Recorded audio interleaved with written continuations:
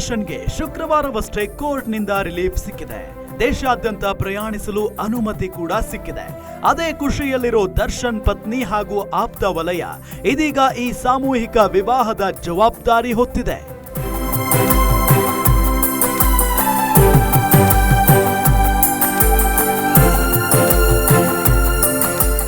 ಹೌದು, ವಿಜಯಲಕ್ಷ್ಮಿ ದರ್ಶನ್ 24 ಮಂದಿ ವಧುಗಳಿಗೆ ಬಂಗಾರದ ಮಾಂಗಲ್ಯವನ್ನ ಉಚಿತವಾಗಿ ನೀಡಿದ್ರೆ, ಧನ್ವೀರ್ ಅವರು ವರರಿಗೆ ತಲಾ ಒಂದೊಂದು ಕೈ ಗಡಿಯಾರವನ್ನ ಉಚಿತವಾಗಿ ನೀಡಿದ್ದಾರೆ.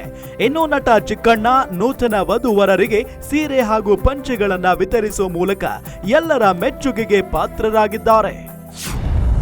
ಸರಳ ವಿವಾಹ ಅನ್ನೋದು ಒಂದು ಒಳ್ಳೆ ನಿರ್ಧಾರ.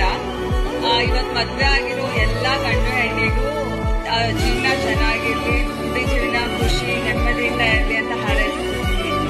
ಹಾಗೆ ಇಲ್ಲಿರುವ ಎಲ್ಲ ರೈತರಿಗೂ ರೈತ ಮಕ್ಕಳಿಗೂ ಒಳ್ಳೆಯದಾಗಲಿ. Thank you. ಮಂಡ್ಯದಲ್ಲಿ ನಡೆದ 24 ಜೋಡಿ ನವ ವಧುವರರ ಸರಳ ಸಾಮೂಹಿಕ ವಿವಾಹ ಕಾರ್ಯಕ್ರಮದಲ್ಲಿ ಕಂಡು ಬಂದ ದೃಶ್ಯಗಳಿವು. ವಿಶೇಷ ಅಂದ್ರೆ ಈ ಕಾರ್ಯಕ್ರಮದ ಉಸ್ತುವಾರಿ ಅಲ್ಲಿನ ಶಾಸಕ ದರ್ಶನ್ ಪುಟ್ಟಣ್ಣಯ್ಯ. ಮಂಡ್ಯ ಜಿಲ್ಲೆಯ ಪಾಂಡವಪುರ ತಾಲೂಕಿನ ಬೇಬಿ ಬೆಟ್ಟದಲ್ಲಿ ಪ್ರತಿ ವರ್ಷ ರಾಸುಗಳ ಜಾತ್ರೆ ನಡೆಯುತ್ತೆ. ಈ ವರ್ಷವೂ ಬೇಸಿಗೆ ಶುರುವಾದ ಹಿನ್ನೆಲೆಯಲ್ಲಿ ಜಾತ್ರಾ ಮಹೋತ್ಸವ ನಡೆಯುತ್ತಿದೆ.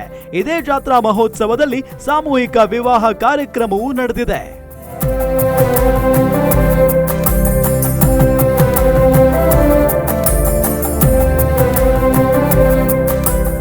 ಸಾಮೂಹಿಕ ವಿವಾಹ ಕಾರ್ಯಕ್ರಮದಲ್ಲಿ ವಿಜಯಲಕ್ಷ್ಮಿ ದರ್ಶನ್ ಭಾಗಿಯಾಗಿರುವುದನ್ನ ನೋಡಿದ್ರೆ ಮುಂದಿನ ದಿನಗಳಲ್ಲಿ ನಟ ದರ್ಶನ್ ಅಥವಾ ವಿಜಯಲಕ್ಷ್ಮಿ ದರ್ಶನ್ ಪಾಲಿಟಿಕ್ಸ್ಗೆ ಎಂಟ್ರಿ ಕೊಡ್ತಾರಾ ಅನ್ನೋ ಪ್ರಶ್ನೆಯೂ ಮೂಡಿದೆ.